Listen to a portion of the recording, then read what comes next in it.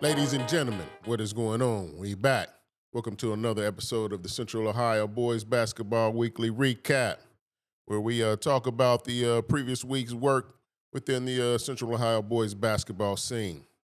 Before I get started, let's get please hit that like and subscribe button, man, as well as the notification so you know when we're dropping something. Because we not only drop this, we got other projects. So check us out. I am your man, Coach T, and let's get right into it. Let's start with the Division III action. Last week, we got the district championships, which was last Tuesday. First game was Walnut Ridge versus Bishop Hartley. Bishop Hartley really controlled the game throughout. Jakai Calloway really asserted himself early, and he was just magnificent throughout. Hit some tough shots, some key shots when Ridge tried to make a few runs. He really slowed it down by making some really key jump shots. He was really on his game.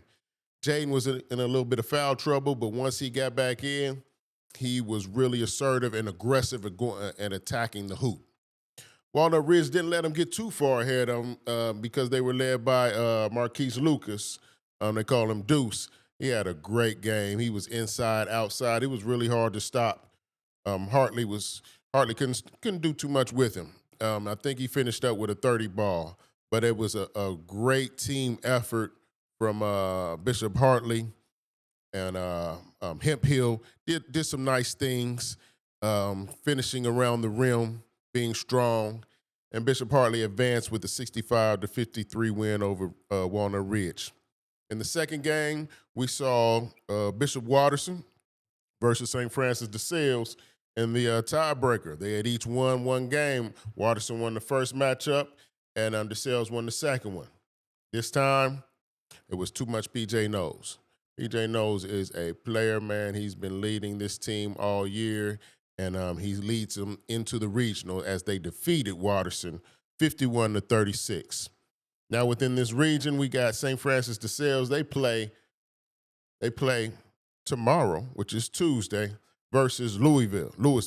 However they say it. When I went to Kentucky State, they always say Louisville. So, but this might be Louisville, whatever. They're a good squad. They're a good squad from Northeast Ohio. They came down here and played a tough game against Westerville North earlier in the year. So that'll be a tough battle for DeSales. In the second game, these are both at the barn, the Ohio State Fieldhouse. We got Bishop Hartley versus Steubenville. Steubenville comes into the game 21-3, a well-tested team coming from Southeast Ohio. So that'll be another good test. But we're looking for that Central Ohio matchup to go to the state championship between Bishop Hartley and St. Francis de Sales. But they've had two tough games to get there. So we're going to see. Let's wish for the best for both of those teams. Now let's advance to Division II. Division II started off with their district finals Thursday, where we saw Big Walnut taking down Franklin Heights, ending the kind of dream scenario for Franklin Heights. They hadn't been there for 30 years. Coach Tony Rice in his first year is taking them to new heights, to the district championship. So, Coach Rice, he's always done his thing, a longtime West Sider, Briggs High athlete as well as coach. So he did great work with Franklin Heights this year, but Big Walnut takes the W. The second matchup, we saw Westerville South losing on a buzzer beater, three-point play to Licking Heights. Licking Heights winning the district championship, a great win for them. They have a good squad, man. I think they beat Westerville South. That was the second time they beat them on buzzer beaters. So great job with Licking Heights, and Coach Sean Fountain has done a great job there. That's going to be a really good matchup. Big Walnut versus Westerville South. That will be Wednesday.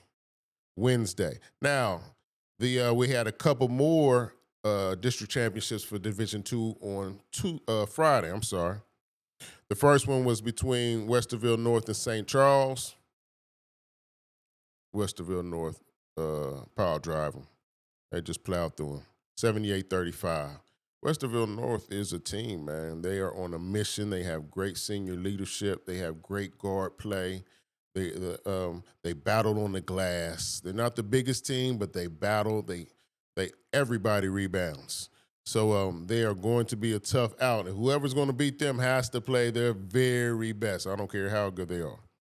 Now they are going to play Westerville Central for the third time this year.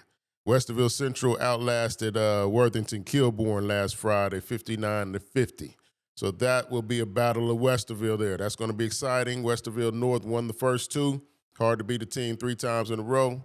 Westerville North is not the average team. They're really good, and they're on the mission. So it's going to take a great effort for Westerville Central to get that dub. The last district final for Division II was held Sunday. I got to check that one out. That was between New Albany and Northland. And Marco Matucci, I'm hoping I'm saying his name right. Man, he went nuts. He couldn't miss too much in the first half, especially where they built a lead throughout the game. And Northland really could not get into that lead. They got as close as 3 points early in the second quarter, I believe. But Marco Matucci and Miles Jackson. Miles Jackson does a little bit of everything. I saw him rebound well, contest and block shots under in the paint, handled the ball well. They really played together. But like I said, Marco was really on this game, man. They handled Northland's pressure pretty good. They did have some turnovers, but they handled it pretty decently. Enough where they got enough good looks at the basket. And Northland really couldn't get too much going. Nehemiah played well. Nehemiah McMorris, he played well. And the point guard, Deontay James had a really good game.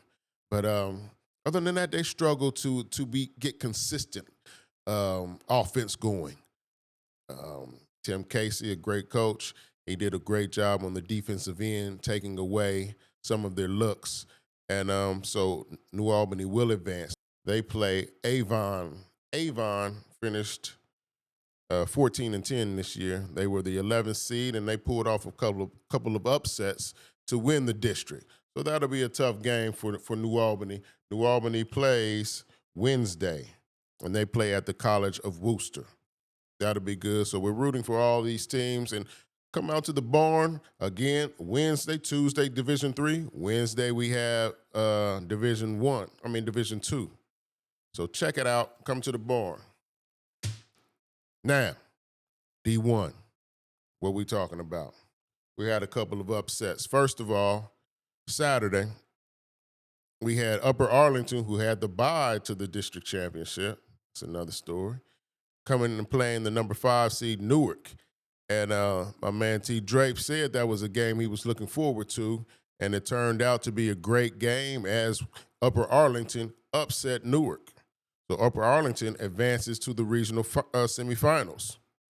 Upper Arlington will play the winner of Liberty, Olentangy Liberty, and Pick Central, and that winner was Olentangy Liberty. They're a strong team, man. They will, whoever beats them is going to have to bring their lunch pail, and they're going to have to play a great game because they play tough, they're physical, and they're very disciplined. Coach Nossman does a great job. And so we got the regional semifinal matchup of Upper Arlington versus Olentangy Liberty. Now, the other two semifinals held on Saturday. We had Dublin Kaufman pulling the upset of Pick North. Pick North was led by J.R. Bates. He did his best. J.R. came away with a 30 ball, but it was too much McClure and Dublin Kaufman as they upset Pickerington North in OT 61-60. We had some great games. I told y'all, man, y'all needed to be there. And the final game, we had Saturday, we had Reynoldsburg versus Hilliard Bradley. Everybody thought it was going to be a cakewalk, including myself. Hilliard Bradley has struggled this year. And Reynoldsburg, as we know, they've only lost one game. They've been rolling. That's why they play the games. Hilliard Bradley came out and hit 5 threes in the first quarter. So they were really strong, and they had an 18-point lead at one point. But the mark of a champion is when you're knocked down, you have to get up, and Reynoldsburg got up. They got the lead late in the game and held on to beat Hilliard Bradley 57-51. So we'll see a Dublin Kaufman and Reynoldsburg matchup in the regional semis. Now, the other two semifinals, district finals, were held on Sunday.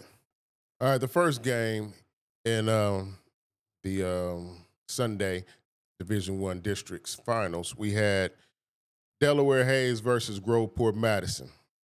Got to see this game, and this is my first time seeing both teams. But Groveport Madison gets after it. Their defense was smothering. They play super hard, and they are going to guard you for 94 feet. I was really impressed with them, man. And offensively, they really shared the ball well. I mean, they are, and they're very athletic. But it was a couple of players that really impressed me. I want to say Jeremiah Moore and Kamar Keys. Jeremiah Moore, they got him on the block, but he was lefty. You let him get over that right shoulder, it was money. You let him get to that left hand, it was money. And Kamar Keys was just everywhere, man. I mean, he really impressed me with how hard he played offensively, defensively. I was just really impressed. I mean, the effort was there, man, and they have some talent over there, man. So we see Groveport, they'll play Beaver Creek,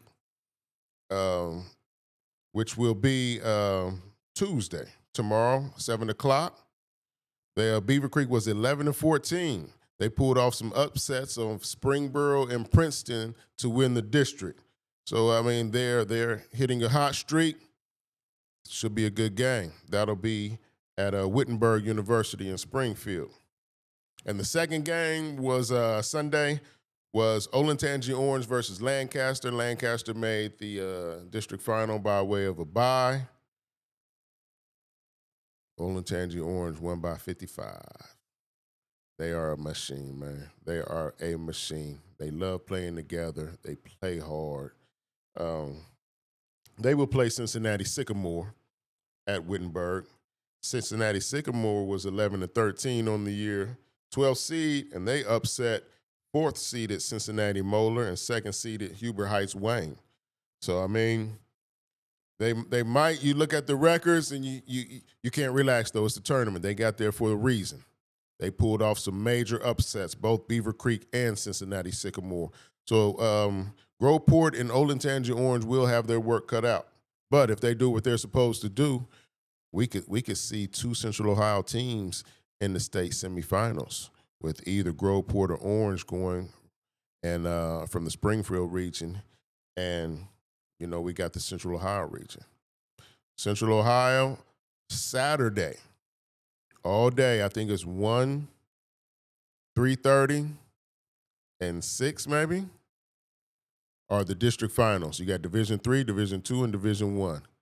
Going out there, man, get you something to eat, sit down, find your seat, and enjoy a great day of basketball to see which Central Ohio teams will represent us in the state tournament, state Final Four. So, people, I appreciate you, man. I hope you understood what I was saying, because it was a little rough. My bad. But I'm so excited, man, with what I saw and what I'm seeing in these matchups this week. If you don't have anything to do, go check out some great ball at the barn. If you got something to do, cancel it. Go check out some great ball at the barn. Tuesday, Wednesday, Thursday, Saturday. And on that note, really appreciate y'all checking us out, man. As always, one love, be safe.